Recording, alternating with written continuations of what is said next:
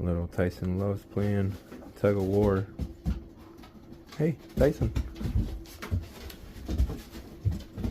He's teasing so bad that he likes to bite everything right now.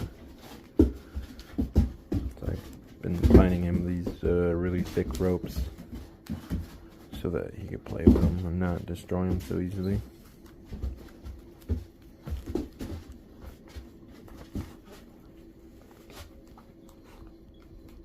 I let him win a bunch, you know. But still once in a while I gotta show him he's a weakling as of now. But most of the time I let the little cutie pie win.